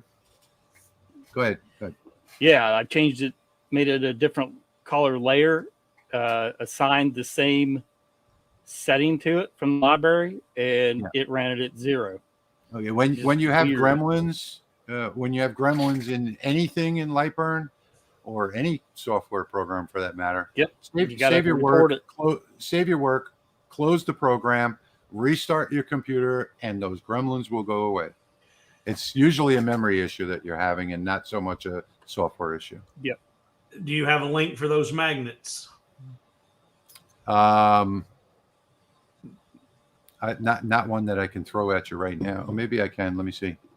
If you can find it, put it in the comments there. Yep, I do actually have a link for it. So let me just go to magnets. Tom was offering to pay for that shipping out of country, but that's just too much we want to get involved with there. But thank you, Tom, for offering to do that. Okay, so let me get this link real quick. In fact, I just got some today because I will be giving these away to my new standoffs to a bunch of my friends in my local group here. And I'm going to put that link down in the comments right now. Those are the world's strongest magnets. So there you go, Tommy. Hopefully that came up. I don't see it. And Lorraine says she has renamed it and it's still not working for her. I don't know what's going on there. Well, I can't imagine how that can happen because, once you save the file with the new settings, the file gets. I've never had it happen to me, and I run Lightburn on 5 computers in this shop, so I constantly do that. I'm always changing settings and saving them. Okay, I finally got to the bottom. In the next very quick few minutes, if I've missed your question, post it now because I finally got to the bottom and I don't see any more that I haven't addressed. If we missed your question, send it to thelasermakersrealm at gmail.com. And with that, I'm going to call it a night. Last question. Okay. Now, this first question I asked in my IT job was when was the last time you restarted your computer? Exactly. And the common answer is, how do I restart my computer? Pull the plug. You pull the plug and plug it back in. Push the refresh button. Yeah, the refresh button too. Yeah, that works too. And then okay. I seen a gag on this when I was looking for something to engrave in the hammer. There was one that was for computers and IT is engraved hard reset. That is also a third way to do it. Just get out the hammer. Okay, everybody. Thank you so much for joining us tonight. We really appreciate it. Congratulations to the winner of the Rolly Automation Lasermatic 10, and congratulations to the winners of the powder coat. And I want to thank everybody for watching. Thank you, Steve. Thank you, Patrick. And thank you all for being here tonight. Good night, everybody. Thanks, everybody. Night, we'll see you in the next one.